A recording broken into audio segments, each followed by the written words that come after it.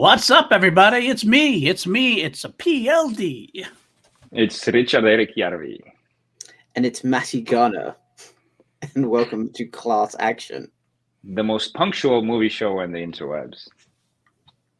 I mean, we would have been, but like someone was being Mr. Big Time. So, oh, yeah. Is that what I was Live doing? show. That's what I was doing. Yes. Okay. Yes. All right. Fine. It was my fault.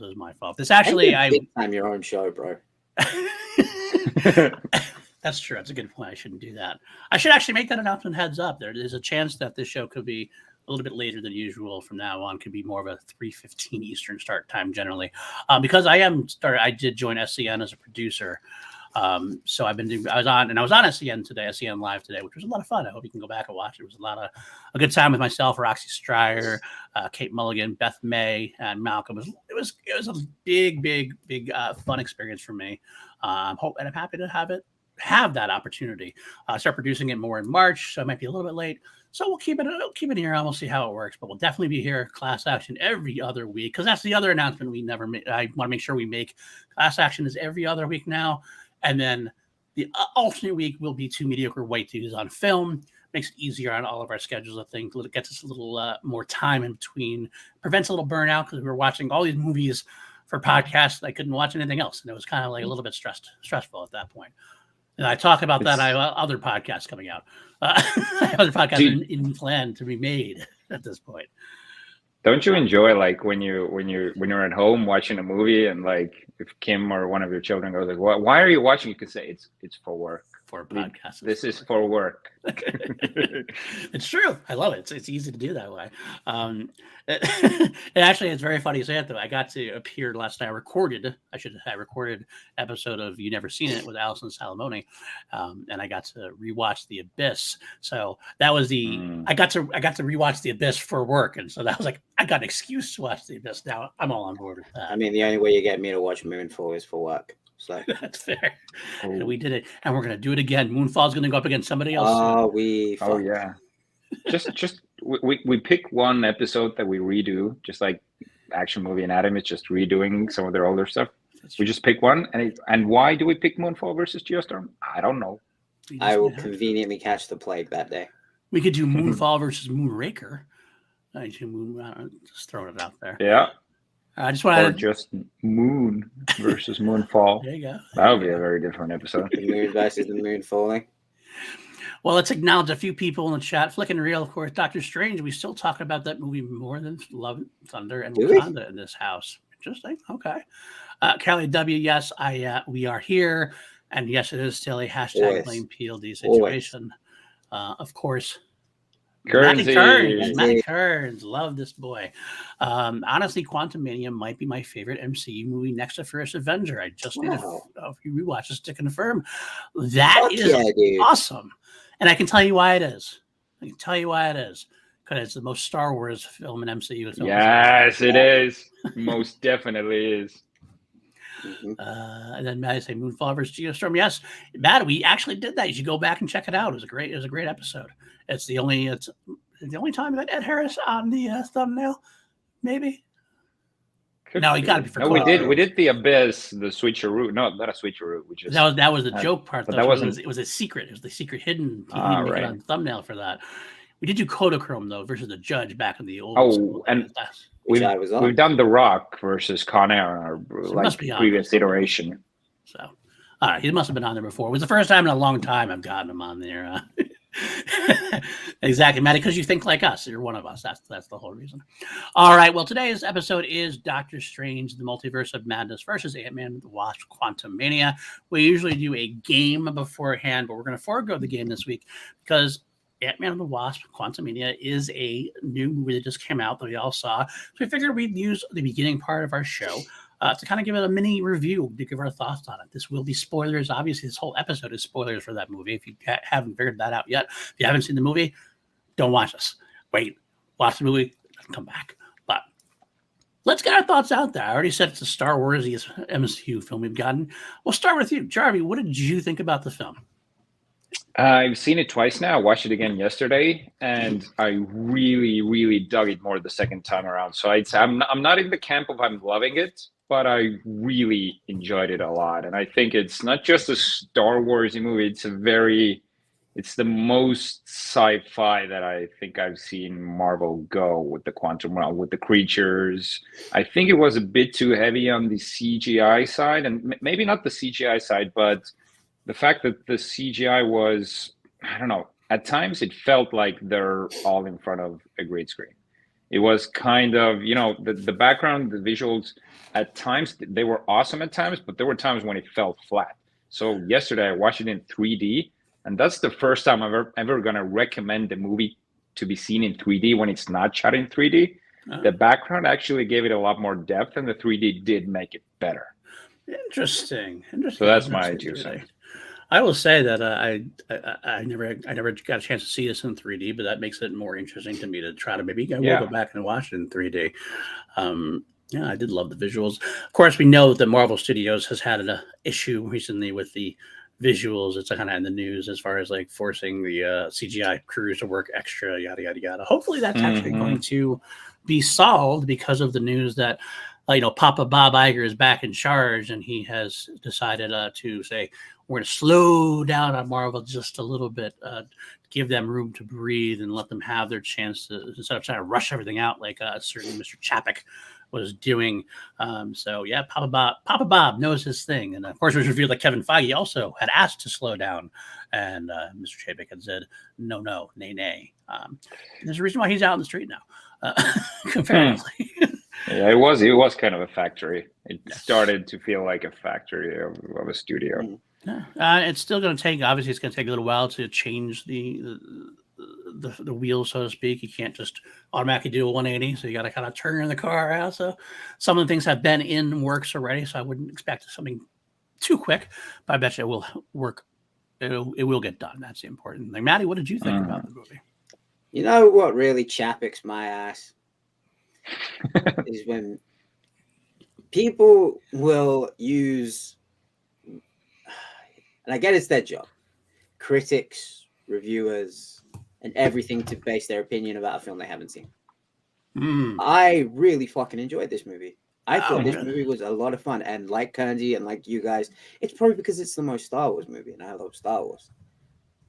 But you got to think, you need the Iron Mans, the Thors, the Captain America First Avengers before you get to the end game. This is the start of something new. This is the kickoff. We had Phase 4, which was kind of like, okay, it's tidying us over. Most of the stuff was shot in quarantine. Blah, blah, blah. This was a really good kickoff point for me because it brought all these new characters in. Jonathan Majors was absolutely incredible. Absolutely incredible. That dude, I'm going to a screening of Creed 3 this weekend. I cannot wait to see him in it because of what he did as Kang in it. Like, he is so menacing in this. Just his mannerisms, the way he walks with his chest puffed out, his shoulders back, and like he looks like a conqueror. He looks like a king. Like, and the way that he walks is just so menacing, and like his build, like there were certain moments, like, especially at the end when he was fighting Scott, and it wasn't superhero versus supervillain. It was just two dudes beating the living shit out of each other, and I was just like, God damn, I can't wait for Creed 3.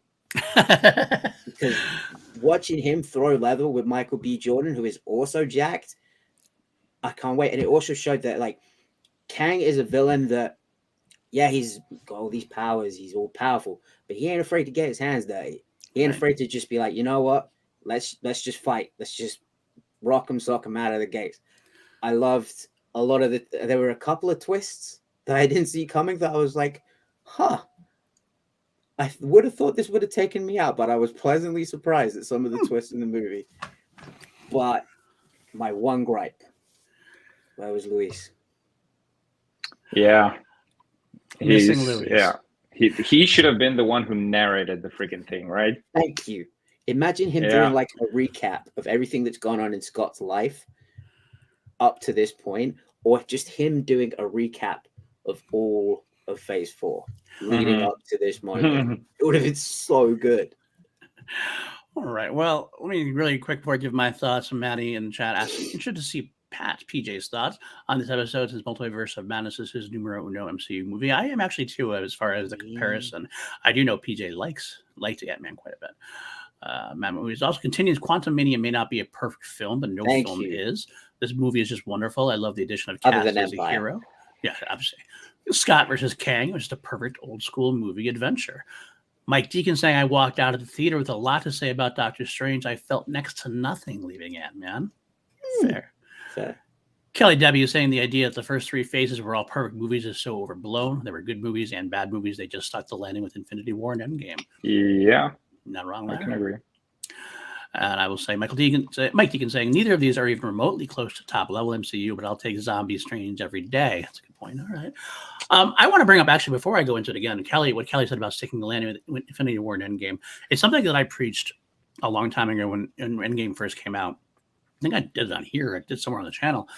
I feel like everything after Endgame was so big stakes-wise that it just feels like everything else felt extraneous afterwards. We had to do this big reset to begin the beginning. And I don't know. I can't say for sure if MCU has really done that yet. He hasn't really done that job about like really getting us moving towards a new next Endgame type event. It's got to start doing so soon, I think. I expected a little bit of a reset in some time, but I feel like it's kind of like, okay, it's still stagnated a little bit where in terms we got to move things forward. Ant-Man did do that. Ant-Man did start that path finally, I think. Barely, as far as but it did. Well, barely. But it did exactly my point. I will say I did enjoy the movie quite a bit. For the exact reasons I said before, and for the exact reasons I said, Matty liked it, and both Mattys liked it, and Jarvi as well. It is a Star Wars type movie. The scene with Bill Murray in the cantina. That's basically that was strong. Scene.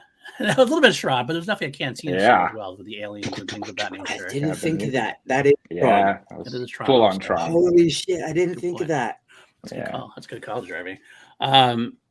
But there was a lot of coolness about it, a lot of cool things. It was interesting to me. The two things that stood out most, though, is you're going to begin phase 5.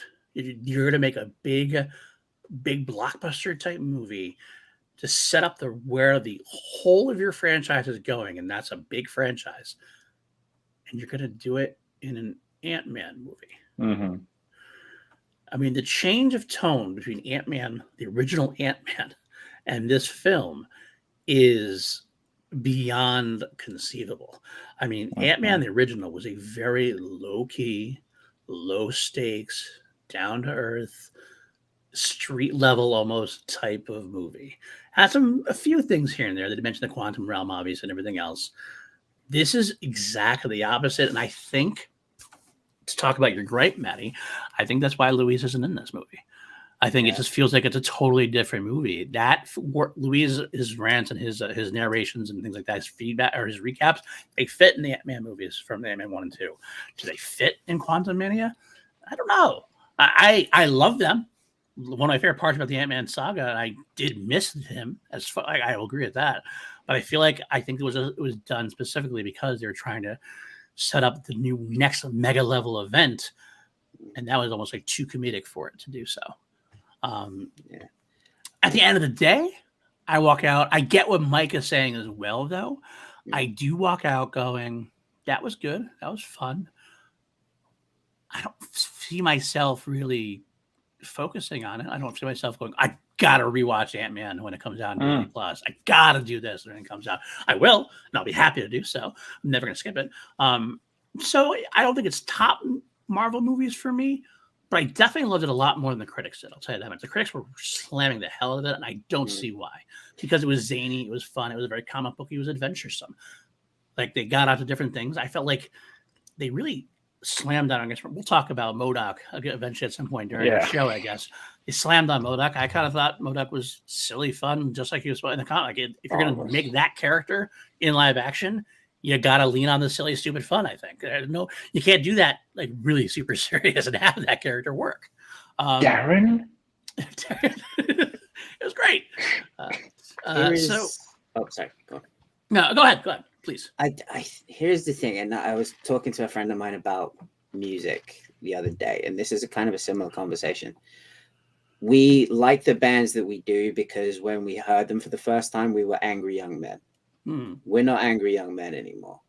With the MCU, I feel like we loved the first saga so much because it was so street level, so ground level that we could relate and put ourselves in those positions. Whereas this one, it's more cosmic, it's bigger, it's more of a comic book franchise now than it was in the first one. The last phase dealt with a very heavy topic of loss. That's something we all go through. That's something we all connect to. We don't all connect to going into the quantum realm and fighting a multi-being, like cross-dimensional. We can dream, and when that day comes, best believe that we're gonna like film every minute of it. But I feel like they're like, okay, we've done that now. They've climbed Mount Everest, right? So now they're like, we've done Everest. Let's go climb K2. Like it's the same goal, but just on a different scale. And I feel like that a lot of us are kind of like, oh, I kind of miss like being able to put myself and like feel something and get something back from these movies. But we can still get fun from it. I don't want people to be like, oh, it was a fun. And this is not any of us three that said this. I've seen a lot of people like, it was fun. It's like, yeah, it was fun. That's good. The point. That was the point. That's the whole point. Why are you degrading it being a fun movie? Why are you saying that like it's a bad thing? Right.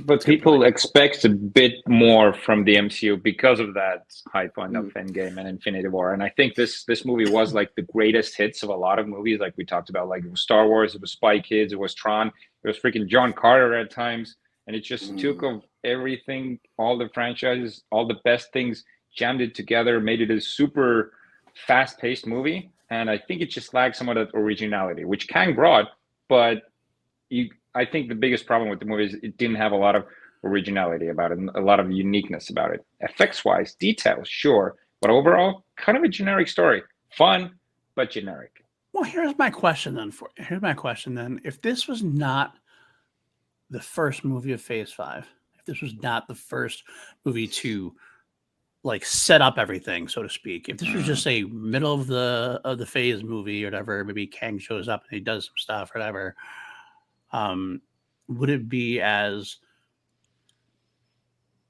like looked upon so with such a fine tooth, like the very fine microscope, so to speak? I feel like if it was the middle of the thing, exactly.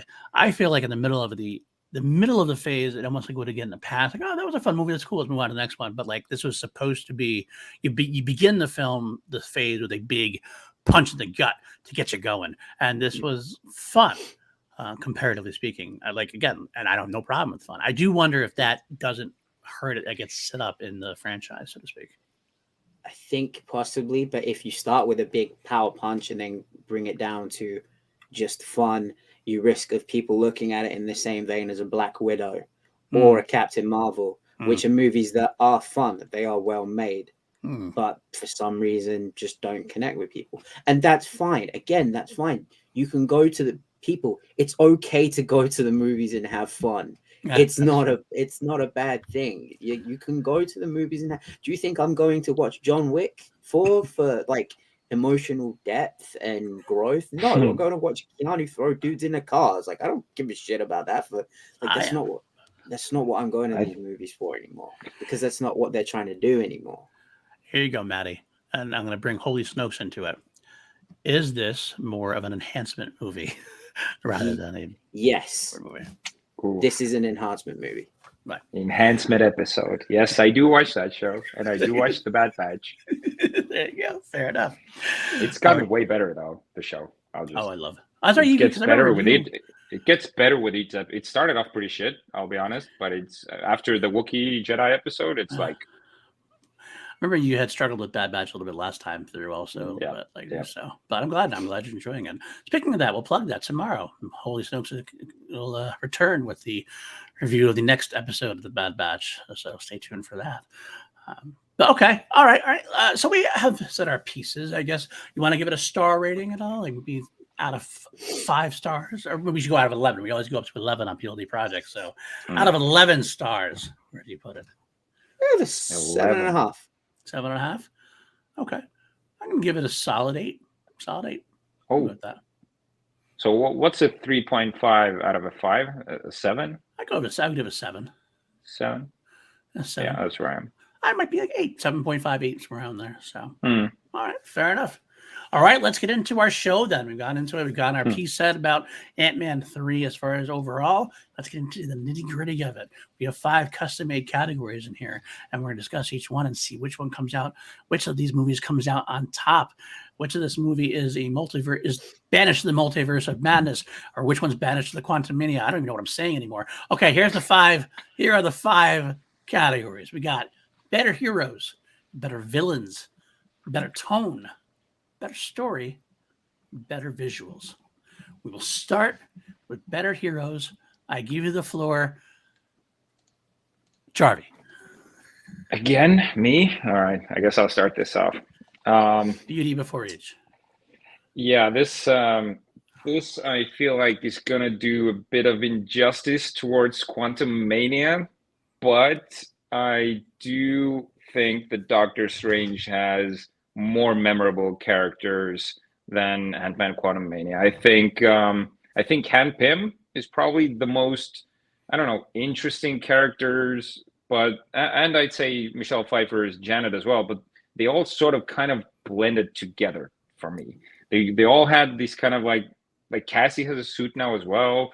There's like everyone feels like a Spy Kids movie at times. I mean, I love the family sort of dynamic about it, but I don't know, they were kind of generic overall. Like Paul Rudd does his usual awesome thing, his ruddiness, whatever. But if you put him up against Doctor Strange, I feel like Doctor Strange is an edgy, interesting, arrogant character. And then you bring in America Chavez, which was a new, fresh, cool character, awesome powers, great visuals with the way she travels the multiverse. And I'm going to put Christine Palmer, Rachel McAdams in this category as well. I know she might not be considered a hero in this movie, but I think she plays an important role, a very important role for Doctor Strange. And I'll talk about it more when we get to the story part, but I think Doctor Strange has way more memorable heroes. Okay. I'll go next, Matty, if you don't mind. I'm going to say that I think I agree with Jarvi overall. I will say I enjoy Paul Rudd. I enjoy Paul Rudd as Ant-Man. I think he's good at it. I don't think he did anything in this movie. I take that back. The first 2/3 of the movie was kind of typical Paul Rudd, Scott Lang, fun moments. I think he did a great job at his battle against Kang. He kind of stepped up. He had a great acting performance there at the end there. I really kind of bought into a lot of it, especially when he had to get Cassie. Michelle Pfeiffer stole the show for sure for me. I think Michelle Pfeiffer was spot on. Her and her chemistry with Jonathan Majors was top notch. Michael Douglas had limited amount of screen time, I feel like, but he did great with the time he had. Cassie was fine. Catherine Newton was fine. I didn't love or hate her. Evangeline Lilly felt like she didn't want to be there. Oh no! They did her dirty. And I wonder if her off-screen stuff maybe had them cut back on her character. Like the whole what's up with her? She's anti-vaxxer. She did a whole thing. She had some tweets about Canadians, I don't know, something. Basically, some of the non-politically correct stuff it was not well received by a lot of people, and she kind of doubled down on it. And it kind of felt like it showed to me that she didn't really want to be there, because I don't think anybody else wanted her to be there either. Maybe potentially, I don't know. I could be wrong. I don't know anything. I just feel like that might have something to do with it. I didn't feel like she did a whole lot. I thought she was kind of tossed in the garbage a little bit. Whether you could say she was put in a hopeless situation. Wah, wah, wah. Wah, wah. I did really like Kitty O'Brien as Gentora, the freedom fighter there. She was kind of a badass. She was kick-ass. I did like her. Star Wars. She felt like the whole thing felt very Star Warsian to me. But Doctor Strange, Benedict Cumberbatch really did a great job with this in this movie. I felt like this was his best performance as Doctor Strange yet, because he's given the most to do, I think. Also, because he has to confront his own mortality, confront the fact that it seems like a lot of his multiverse, his other selves have gone bad in a way. I mean, that's great. You can kind of see that in his face, am I a bad guy? Maybe I am, kind of thing. And of course, I think America Chavez was good. I loved Doctor Strange, by the way. I'm going to say that word there. Doctor Strange is actually one of my favorite. If I had to pick as far as enjoyment, Doctor Strange was more enjoyable for me. I do think that, because I think that there's a lot going on there. But one of the negatives I had to say about that is I wish America Chavez was given more backstory. I feel like we could have developed her more, because she's so important to the story, and we kind of get this like glazed over thing, like, oh yeah, she was with her parents and then she just started. And I don't know how you fit it in necessarily. But I also have to throw out there, I don't remember, you didn't mention Benedict Wong. I didn't mention him. Benedict Wong, I mean, he is awesome in this role. He really gets a lot to do. He owns with comedy. He actually treads that line very well of the comedic and the serious. He has serious, does very well, but he also throws in those like kind of really weird zingers every once in a while. See, that's the they bow. It's an honor tradition. Yeah, it is considered to be respect to bow in front of the supreme sorcerer and stuff like that. So I think he can do either or. I do like that. And even though they didn't have an appearance, it was kind of cool to see the Illuminati a little bit in there as the heroes. Captain Carter was great in the little limited edition we got with her. I know some people didn't like the fact that they were taken out so quickly. I understand that, but to me, that was not supposed to be a big portion of the movie. It was kind of just more of a fun portion of the movie. But I'm going to give it to Doctor Strange for all the above. I feel like they're definitely more memorable, definitely a lot more fun to be had. I'll just add to, I think what Benedict Cumberbatch gained from his performance was Sam Raimi, because Sam Raimi, like when he was in his like the undead version, it was like the way he talked, it was very, very over the top. Like sort of you could see him, like you just get to enjoy yourself, just go crazy. Yeah. Absolutely. All right, Matty, it's up to you. See, I'm kind of torn on this one, because I actually thought the best performance out of all the heroes in Ant-Man in Quantumania came from Michael Douglas, because he was allowed to be Hank Pym, of just like, he took a back seat, but I feel like that serviced the character, because he was just looking around the quantum realm like, whoa, what is this? I've never seen this part of the quantum realm before. And like, he was amazed and like learning everything about that part of the quantum realm. And I think that serviced the character of Hank Pym, because he was literally just being the scientist who was amazed that he'd never like seen this before. Right. Absolutely. And Michelle Pfeiffer was great, but like, there's one thing I can't stand, and this is not just in movies. I was watching a podcast with Tom DeLonge a few years ago, and he started talking about all his UFO stuff, and the way he kept saying, oh, I can't talk about that. I can't talk about that. I can't talk about that. I can't talk over and over and over and over. When that happens, I'm just like, what is the point? You're just burning screen time here. You could just like, okay, we get it. You've said it a couple of times now, but like, get to the part where she tells us what happened. Right. With Doctor Strange, I do feel the Illuminati were wasted a little bit, but for good reason. Guys, I hate to say this, Krasinski was never going to be the full-time Mr. Fantastic. He was never going to be the full-time Reed Richards. So Patrick Stewart was never going to come back full-time for Charles Xavier. Like it just wasn't going to. It was cool. It was a nice fan moment, and we got that. But I feel like the Illuminati were more. You didn't read that Patrick Stewart actually has been told to be on standby, potentially? Has he? Yes, he actually came out and said that, maybe for Deadpool 3. Interesting. So, I don't know. And also, I heard that Ian McKellen was also put on standby as well, potentially. So, interesting. You never know. I'm sorry, I interrupted though. So no. That's good to know. There was a correction to my point, which was needed. But I feel like they were more villain and anti-hero than heroes, because they were kind of pushing that Doctor Strange is the problem, which he was. But the way they were going to go about it, it wasn't the right way. Right. And it was just like, I don't know if they're very heroic at this point. Well, at the very least, they're antagonistic to our protagonists. So I get that argument in a way. I don't. It's like they're heroes, but I understand the argument. And we gotta give it up to the ants. We gotta give it up to the ants. That was just some smart. I look at ants a whole different way now. If I look out my garden and I see a colony of ants, I'm leaving them the fuck alone. Yeah, I just want to call all ants Anthony now. And I was hoping they were bringing back Anthony in the quantum realm somehow. He survived the gunshot. Like when they killed him off in the first movie, that was Like So you sad. know how I feel about like killing off pets and stuff like that. That was like, oh no, Anthony. I guess this is like me beating around the bush trying to find a way to give it to Quantumania, but yeah, both Cumberbatch and Wong, both the Benedicts, absolutely crushed it. Those two together are just chef's kiss. Okay. All right, then. We got the three. All right, we'll go on to the next category then, better villains. Matty, we ended with you with heroes. Why don't we begin with you with villains? This is absolutely no question, and I hate that she's a villain in this. It's Wanda. Wanda is fantastic. I love her in this movie. I am in love with her in this movie because like Yes. I get her intention. She just wants her boys. She just wants her family. But again, she's going about it the wrong way. And that scene when they're walking through the orchard and then Strange realizes this ain't right. And then it all turns to like blood red.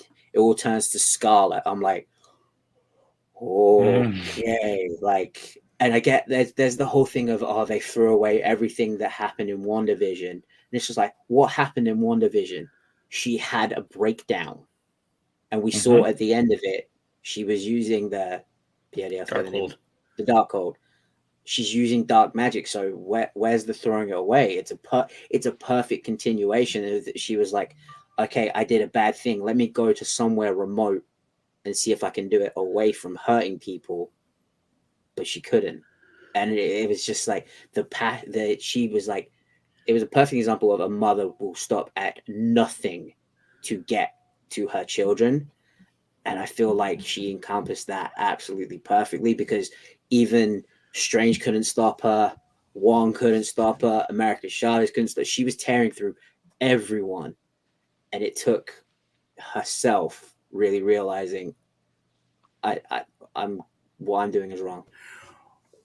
Wow. I got to continue on and say, first of all, I'm surprised. Yes. A lot of people have made Jonathan Majors Kang out to be this is the next best villain Marvel's ever had. He's going to be rivaling Thanos. He did a phenomenal job in Ant-Man as well. I thought he definitely didn't knock any of that down. I think he's going to be a perfectly amazing villain in Phase 5, or as long as he needs to be for Avengers Kang Dynasty or whatever. Sorry, pretty quickly. Why I also said her is because I don't think this version of Kang is where we're going to see the best Jonathan Majors. We saw Ramatut and Immortus. Spoilers alert. We saw Ramatut and Immortus. Right. That's where I feel like he's going to be. Okay, that's fair. That's fair.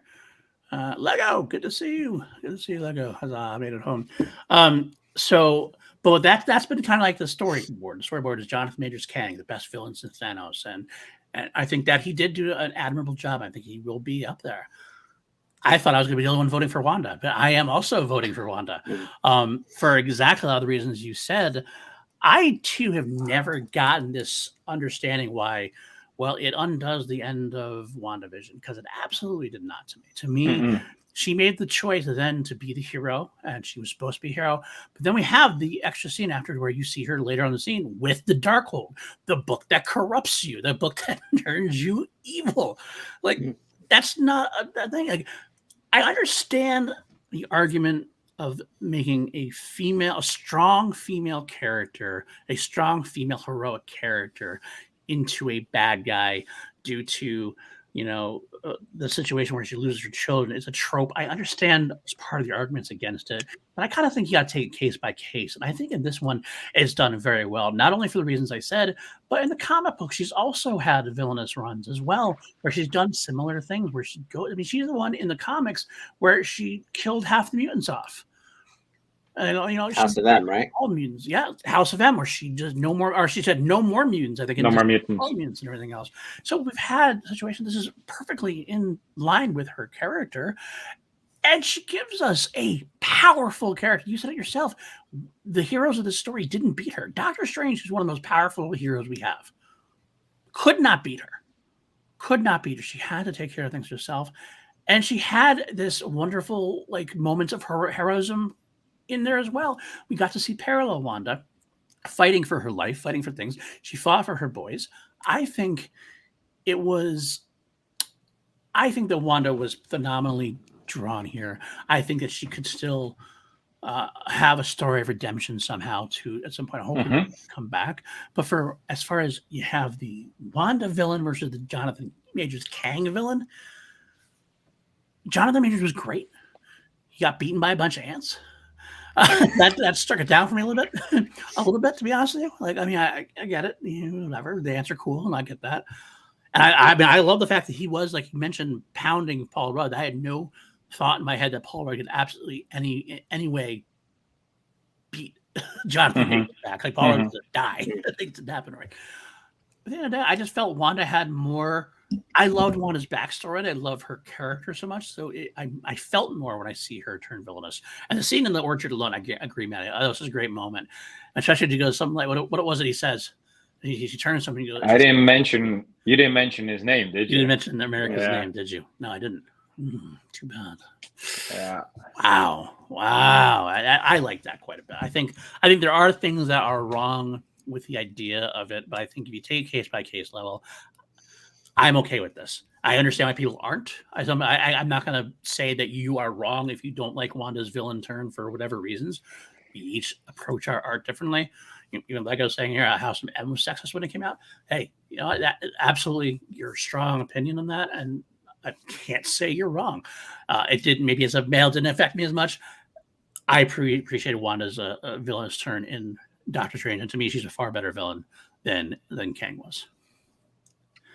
So Jarvi, talk to us. This is unbelievable, because I was exactly in the same camp of I'm gonna have to defend Wanda and Scarlet Witch on my own, and we were all fucking going for Doctor Strange in this category. This is crazy. Wow. And I gotta say, like, we gotta give Kang and Jonathan Majors a lot of credit here. I think like he's killing it at everything that he's doing in this one as well. I think I love when we meet Kang, like the way, like, he's a really interesting villain because he doesn't start off as a villain. He's just like a traveler who's banished.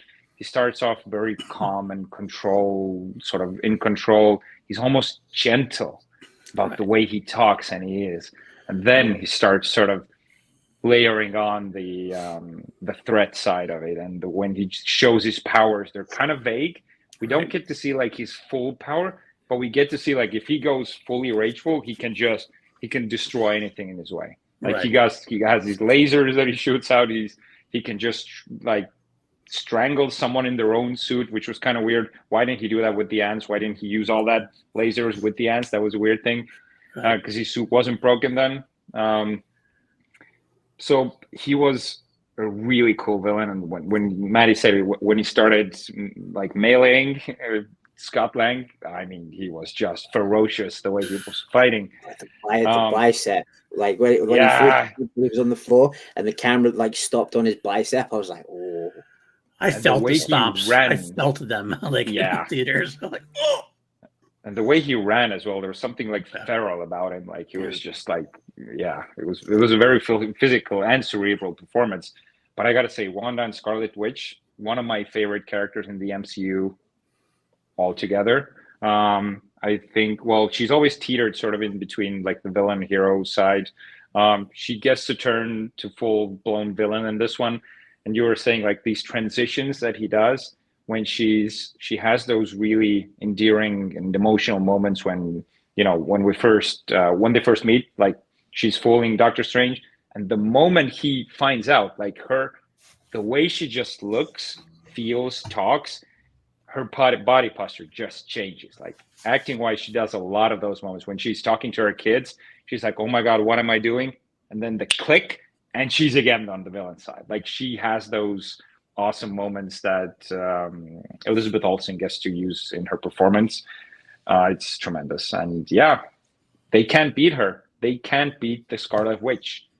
She just turns her upon her children, and that's the way they can beat her. There's no way of beating her otherwise. Well, I will say, let's see, Kelly W says, sorry guys, I disagree with the Wanda turn. And maybe we're losing our viewers saying this. And Lego does say Wanda's a villain of misogyny, the rants I've gone on. MOM has me on the fence about the MCU.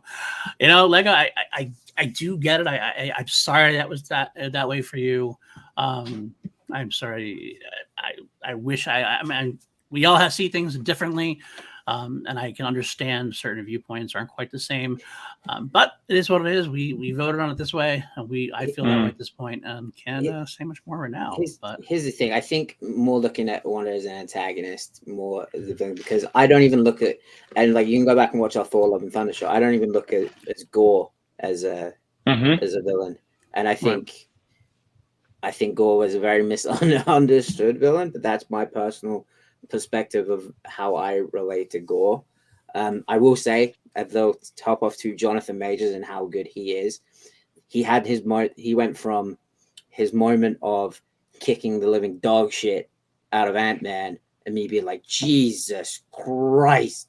But then you go and look at his performance in Loki.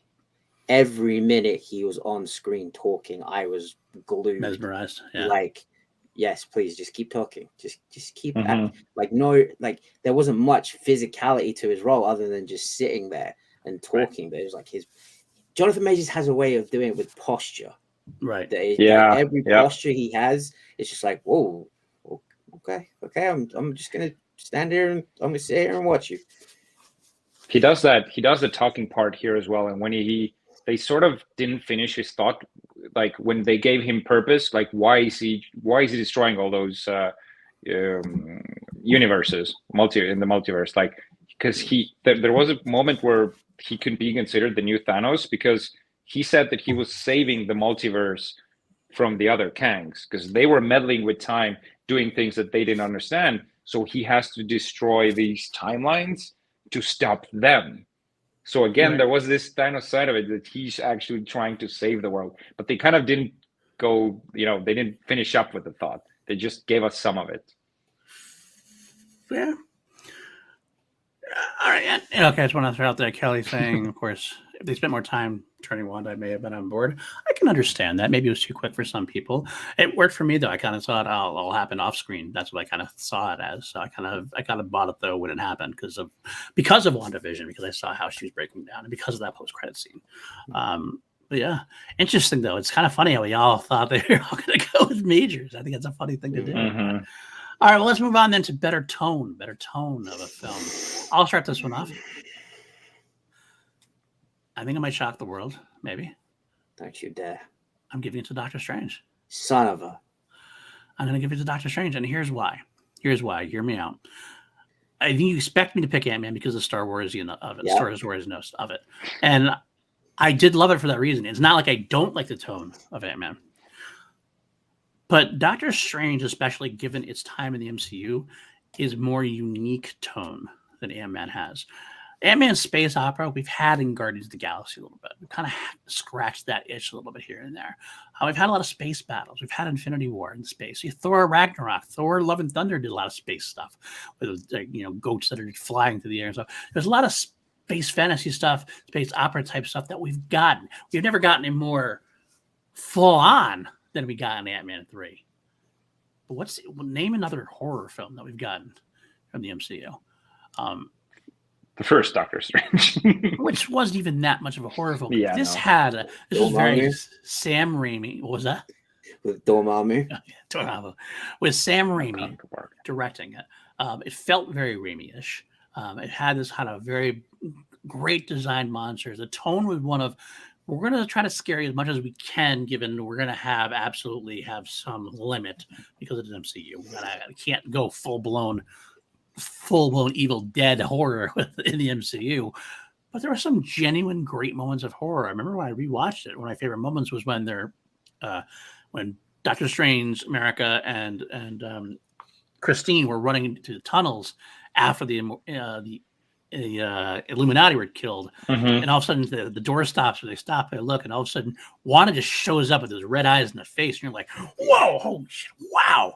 I loved that aspect of it. There's a lot to love from that side. Zombie Strange was also kind of like scary and freaky, and it was unique to the MCU at that point as well. I wish they actually had gone further with it. I wanted to see them even do more with it. I wish Sam Raimi was given even a longer leash potentially. But if I got to put these two up against each other, give me the one we haven't seen as much. And maybe it's because I'm a horror guy too. I'm a Star Wars guy, but I am very much a horror guy too. But I can have my Guardians of the Galaxy if I want space things. Give me that Doctor Strange tone all day. I love that darkness behind it. So, Jarvi, you go next. I think this is easily Doctor Strange. This is not even like, again, Quantumania, it had all these awesome elements, but tone-wise, it was a very generic MCU movie. And I love that. I love that about the MCU. I love the tone the MCU has. But you said it yourself, this was a weird Sam Raimi sort of gothic type of horror movie. I think they gave Sam Raimi quite a lot of freedom actually in this. Because you could tell there was, Raimi-tastic. And this was definitely the 2000 Spider-Man tone right there, which for a lot of people didn't work. Again, I agree with you wholeheartedly. I think it gave some freshness and it kind of gave us that nostalgic feeling as well. There was some clunkiness to it because of the tone. I feel like the camouflage stuff, when sort of physics-wise, like the way she just sort of, got to one of the sorcerers that sort of got her through the shield. Like it felt so easy. Then you talked about the tunnels. When Scarlet Witch is chasing them in the tunnel, she's like 2 meters behind them, and she just keeps running at them. She doesn't do anything. She doesn't like use her magic or nothing.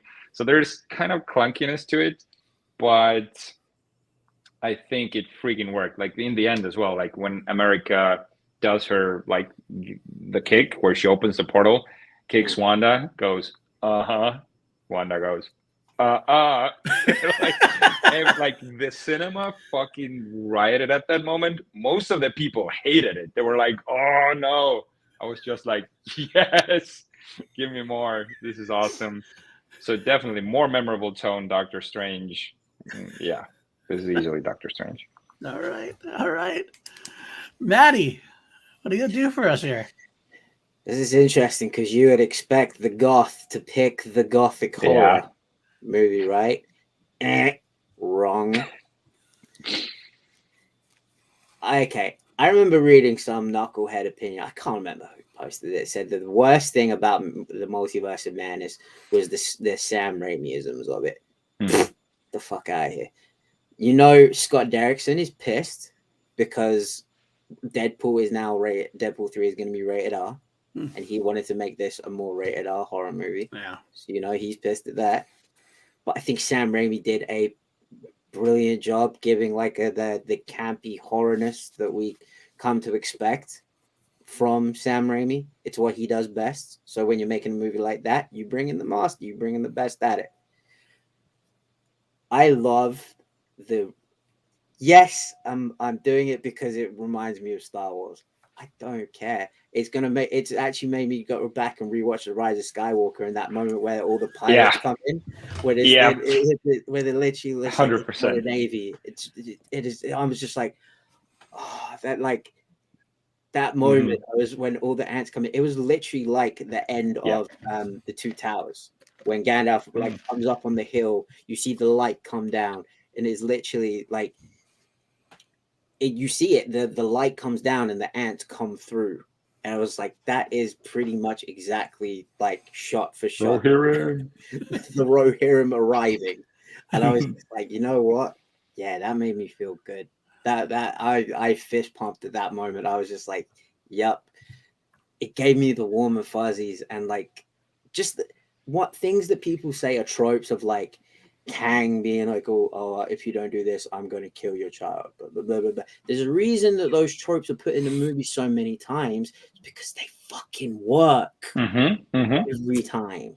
Yeah, that's true. That's very true. I do wish we'd got a little bit more time heistiness from it. I do think that they could have done a little bit more of that. But again, that's me being like, put this into a 2-hour-long movie. That's me being like, give me more. But there was a single moment that made me like, oh shit. and I can't believe I hadn't seen it in any of the promotional material because it is out there, is when Kang said, "An Avenger, have I killed you before?" They all blurred together after so long, and I was just like, "Oh, The one with the hammer." Yeah, And Kang when he said is that, I was shit. when he said that, I was just kind of like, "You're just saying that.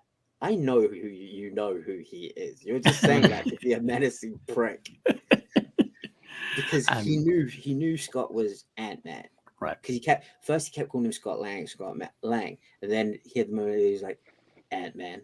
And it's just like, you know who Thor was when you killed him. Don't tell me you didn't know. So you're like, oh, the one with the hammer. You're just being like a facetious little prick there, and I love it. I love every moment of it because he's menacing and he's fucking with Scott's mind at the same time. I was just like, yep, cool. Love it. Leggy also saying, Matty, I love that you describe yourself as goth. Yes. Oh yeah, he's definitely goth. He's definitely goth. That's why he has no lighting. There's one more thing we have to talk about, Tone, which none of us mentioned in Quantumania. We have to talk about MODOK. Okay. Freaking Darren, that was the fun tone that sort of made this movie way more wackier than it at first seemed to be, and what a cool freaking addition. I know I'm not the biggest comic book guy, but I know enough about MODOK that he's like the most ridiculous villain in the Marvel comics, pretty much. And yeah, they did not disappoint. Like they even gave us the freaking his ass was wide open out there, the small legs, the small arms. He died an Avenger. He had the best lines. I mean, come on. I just noticed the noodle legs. Yeah, that line killed me. Yeah, that line killed me. Yeah, there was one joke that I think only me heard in the cinema. You guys can back me up in Ant-Man. It's the part when all the Langs are sort of multiplied and they're like, and the Baskin Robbins Scott Lang shows up. And one of the guys in the back, with quite a low voice, says, "Do you have ice cream?" and the conversation keeps going. No one heard. I was like, "Fucking hell." I was like laughing my ass off. No, I was laughing. that was the best fucking joke that was just shoved in there. I missed that. Yeah, that's awesome. It's in there. You have ice, like the guy in the back. Do you have ice cream? That's where I showed Dom. Dom, good to see you. And he thought this was the funniest Ant-Man movie. Oh yeah, Dom. It's definitely funnier than Ant-Man and the Wasp. The first Ant-Man and the Wasp. Ant-Man 1, different kind of humor, but almost the same. But I get that. There's a lot of funniness to it. Yes. Don't be a dick. Don't be a dick. Too late. There's still time not to be a dick. Yeah. Speaking of tone, also, I would also be remiss if I didn't mention PJ Campbell's favorite MCU character of all time, and one of my favorite MCU characters of all time, from Doctor Strange. Pizza Papa always gets paid. So Bruce is in there. Bruce Campbell, Pizza Papa always gets paid. So I will throw that out there. I want those pizza balls, man. I do want the pizza balls. Delicious. They look delicious. All right, let's move on then to our next category. Got 2 categories left. Better story for one. Better story. Jarvi, we're back to you, I believe. This is a tougher category. I think when it comes to storylines, like you could argue that neither of those movies did a lot story-wise except for the villains. I guess Doctor Strange had more of a story arc when it came to his character. I think Quantumania, what it did was only set up the villain for us, because all of the action happened in the quantum realm. It's not part of the bigger sort of Avengers universe that we're used to seeing our heroes in. So I think because of that, I know it's kind of unfair because the Ant-Man movies are smaller and they did set up Kang in a big way. I think Doctor Strange did more with the entire story, and the fact that it happened in the world that we know all the characters from. I did love the fact that they gave us so this is where I'm going to talk about the Earth 838 with all the Illuminati showing up in there. I think that was like the best kind of fan service that we've ever gotten in the MCU. It was so schlocky, like syrupy, cheesy type of fan service, but god damn it if it didn't work. I mean, Captain Carter, I loved when Krasinski showed up, the theater erupted.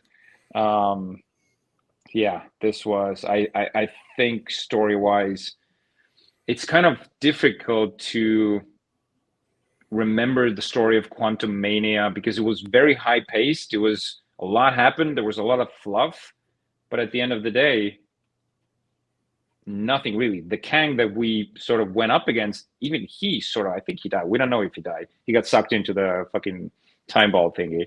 But the other Kangs did show up. So I don't know. This overall impact of the story, that's where I draw the line. That's what I got to give it to Doctor Strange. Okay. Matty, how about yourself? Yeah, I agree. I feel like there's two very central, if we look at it like timelines, right? There are two timelines that I can follow in Doctor Strange of Wanda's story and Doctor Strange's story. Like I can follow those throughout the entirety of the movie. With Quantumania, you have the Freedom Fighters, you have setting up Kang, you have Scott life away from being an Avenger and kind of just being on a celebrity book tour at this point, while being a dad to a rebellious teenager who's getting thrown in jail. And it's just like, there is a lot to work into a 2-hour movie. And I feel that's why a lot of people are like, I wish we'd have seen this. I wish we'd have seen this. I wish we'd have seen this. But then all that stuff would have just made it even more convoluted. Whereas Multiverse of Madness is Wanda's trying to get her kids. She's killing everyone to do it. Doctor Strange is struggling with his identity. Go. Meet in the middle. There was the moment as well, and this speaks to how good of Wanda is an antagonist. When Krasinski shows up, and he shows up for a few minutes, and he goes to do the stretch, and Wanda just shreds him. Yeah, I was just like, ooh, okay. That I was not expecting that. And I thought that was good. So it plays such to a good story beat of these powerful characters don't mean shit compared to Wanda. Like you can be from any universe. Like their universe, the 838, they dispatched Thanos like that. No problem. Couldn't touch Wanda. Yeah, that's a good call. Oof. Do you know, I just thought of a great recast for what was the guy with the freaking thingy on his forehead that like could kill with his voice? I don't know the character's name. Black Bolt. They should have had that as Rain Wilson.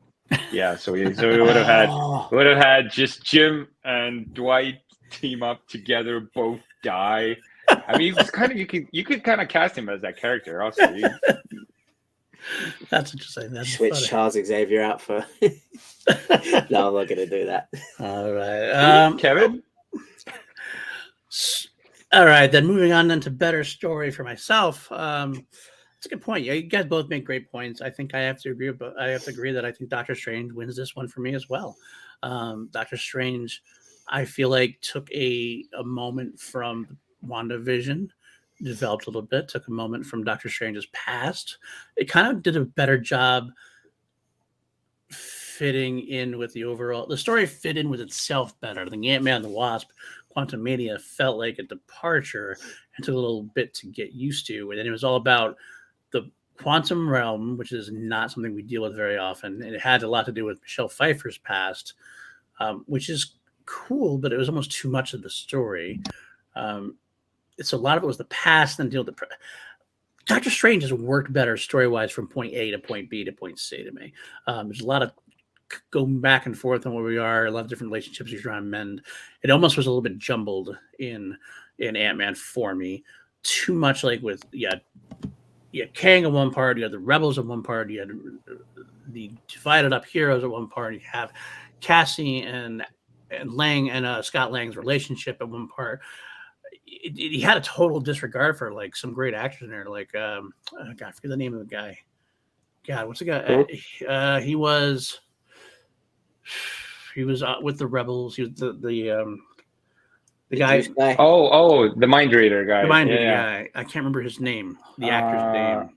William Jackson Harper. William Jackson Harper totally wasted him. I thought. Like I feel like they could have used him even more as far as that goes. And you're and as much as I like MODOK sticking Darren Cross into that situation, it felt like a little bit out of nowhere to me. Darren. So at the end of the day, it's kind of hard to describe it. I think I got to go with Doctor Strange as well because I felt like it was a much more solid from A to B to C than Ant-Man was.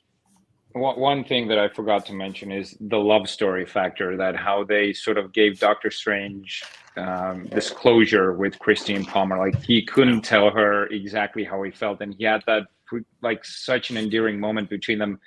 He knows it's not his Christine, but they've had sort of similar paths, and it just goes, I love you, Christine. I love you in every universe. Right. Now, what a fucking line. Yeah. That to deliver the idea that he will love her forever. Right. You know, Raimi knows how to milk these sort of over-the-top moments. I teared up. It was good. Not gonna lie, I might have to use that one day. Yeah. Oh, yeah. Yes, Nice. sir. And think of me when you do that. I might say it to you. Well, there you go. That makes sense. That makes sense. A lot of sense there. All right, then we'll finish out with better visuals. Then better visuals. Matty, do you want to start this one? Or do you want me to start it? Yeah, it's Quantumania. Okay. It's Quantumania for me, just because like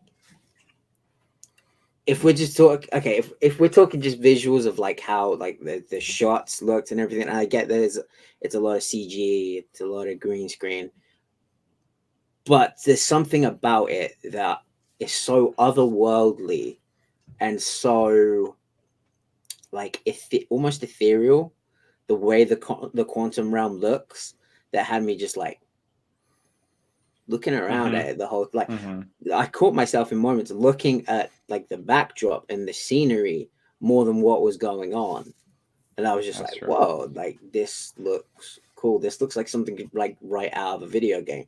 There were a couple moments that I thought it looked a bit out of Osmosis Jones at some moments, but then there were also moments like when they were walking through like that woodland area that I was just like, wow, that's beautiful. Whereas Doctor Strange, I was just like, okay, this is gothic horror, a lot of cool Victorian looking church like buildings that I've seen a million times walking through London. Yeah, it's Doctor Strange.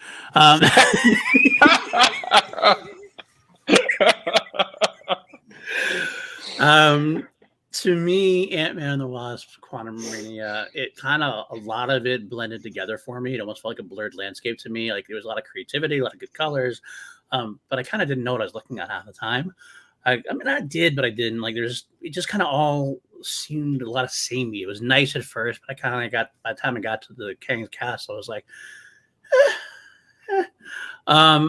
Multiverse of Madness's visuals, I felt were so much more crisper, so much more cleaner. I felt like it had an edginess to it, which I really enjoyed.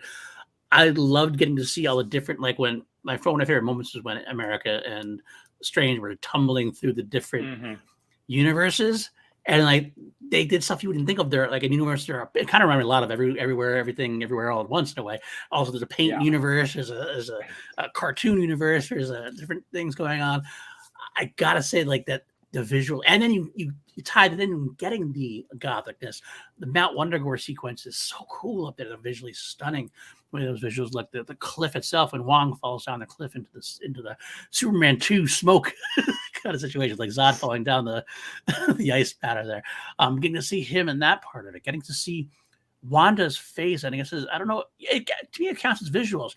The way they mess with Wanda's face when she goes evil, like she has like this like look to her, this like very dark side look to her. The blood splatter on her face. Blood splattered, everything else. Doctor Strange when he's a zombie and he's trying to like talk at the thing going on. The visual right there is it's an arresting imagery. And then they use the campiness of it as well, though. America, when she punches that stuff and the star happens after the punch. I don't know about her as a character. I've never really read her in the comic book, so I don't know. I'm sure this guy did. I'm sure this guy definitely read about her in the comics. The Multiverse saying, did Multiverse of Madness have MODOK's cute little butt? No, I don't think so. Quantumania win. That's a good point. Did have Elizabeth Olsen in yoga pants. That's true. Also had David Desmalchian in his holes. That seems like a different podcast. I have holes. But I did like also when you think about the Illuminati sequences, a lot of visuals there that were stunning. You see Reed Richards getting torn to shreds. You see Captain America or Captain Britain, I guess, right through it and everything else. Everything about that just seemed to scream out visualization to me. Like, they were crisp. That's what I mean. But I was trying to say before, everything was crisp. I knew exactly where I was looking. I don't know if this is a Raimi thing versus a Reed thing. I just like Raimi's direction better, and then part of that is because of the shots and the visualization of it. I got a little lost in Ant-Man as far as the visuals went. They're good. They're solid. Didn't detract. Like I said, that was a 8-star movie, 8 stars out of 11 for me. I loved it. But I definitely like the visuals more in Doctor Strange. Yeah, I feel like PLD is reading my notes because you even said crisper. It does look crisper. I think, and Matty said it very well, that Quantumania sort of has that. It has that ethereal feel, but the background and the lighting it's inviting. I feel like I would want to just live there for a while. It feels like because a it really almost reminded me of Avatar. It did at times, yeah. But like sort of more wide and sort of, I don't know, just that warm feeling that you got there.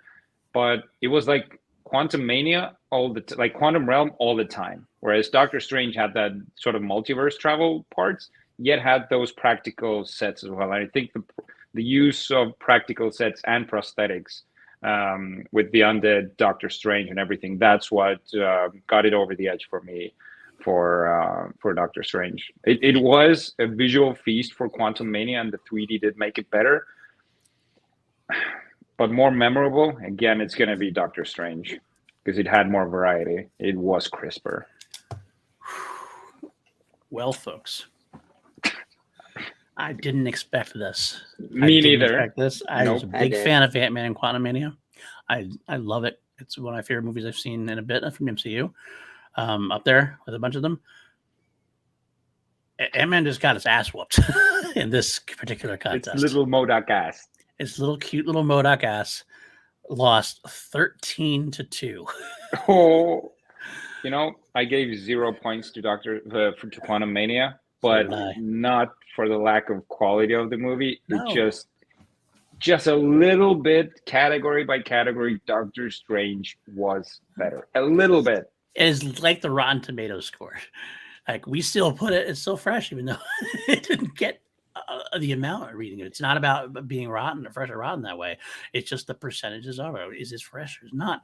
Doctor Strange won by just a smidge. Was I the only one to score anything for Ant-Man? You are. Matty's the only person to score anything for Ant-Man. I also put all of mine in Doctor Strange. That's twice in a row now, I think. That's 2 shows in a row where Matty goes 2 for the loser. Yeah. I think it's true. That's crazy. I think it's crazy. That's crazy. I love an underdog story. What can I say? Okay. All right. And it's weird. I went to see Quantumania twice in the cinema. I only saw Multiverse of Madness once. There it is. Well, there you have, folks. It's always about the categories. You can never tell. But that's it for this week. I hope you guys appreciate I appreciate you guys sticking around and showing us your love. If it's your first time here, click that like, click that subscribe. Get us towards that goal of 500 subscribers. I really would appreciate that. Got a lot of great stuff coming out. Tomorrow we got Holy Snokes.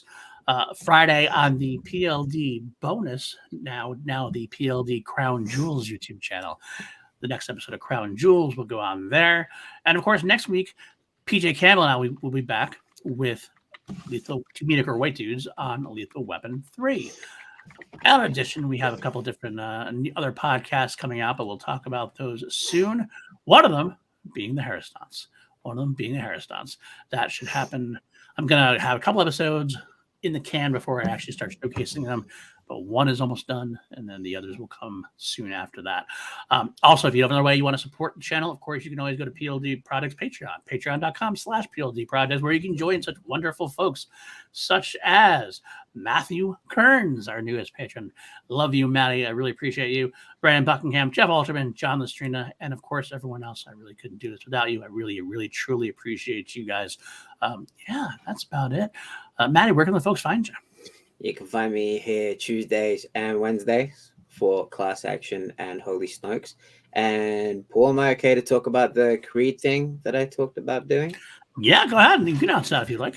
So from next week in the lead up to Creed 3, I was going to do it for all the Rocky movies as well, but going back and watching those fights, I was just like, I can't do it. I can't do it. I will be doing a breakdown of the fights from Creed 1 and Creed 2. You get a lot of channels are doing rewatches at the moment. This channel is very lucky to have someone who has actually competed in boxing, so I can break it down not only from a film standpoint, but an actual competitive standpoint. So I'm going to be walking through those fight scenes from Creed and Creed 2, talking about how they're shot, how realistic they are, because I'm going back and watching those fights. They're actually fairly realistic. Are they? Yeah. Because it feels like there's a lot of Rocky punching in there, like just there is a lot, but I'll get to the explaining. And you can find my band Mourner, MOURNER, on all DSPs, and you can find me every Monday and Friday on the Wild Jones Podcast Network for the ONU MMA show. Where is the Creed breakdown? Which channel is that on? That's gonna be on here. Here. Yeah. Oh, cool. Awesome. So I'm looking forward to that. I'll roll some thumbnails for you, Matty. Send me some pictures. But yeah, that should be. I'm actually very excited about that as well. Some extra great content for the channel. Unique content, definitely. I'm looking forward to seeing it myself. Richard, Eric, Jarvi, where can the folks find you? On Facebook and Instagram at Richard Eric with a K Jarvi, and here bi-weekly on Tuesdays. That's it. Okay, myself at Paul_Denizio on Twitter. I just mentioned all the PLD product stuff I got going on. I also can find me every Tuesday starting in March. I will be on SCN Live or behind the scenes at SCN Live, depending on the amount of guests we have, et cetera, helping produce SCN Live. So please join us there. It's a lot of fun. We should have a good, grand old time alongside Roxy Stryer, a lot of times Kate Mulligan. A lot of good times, a lot of fun. Brett Sheridan, all those cool people like that. I guess, that'll do it for now. I guess until next time then. Fine, I'll do it. Court is adjourned. Stay classy, everybody. Stay classy.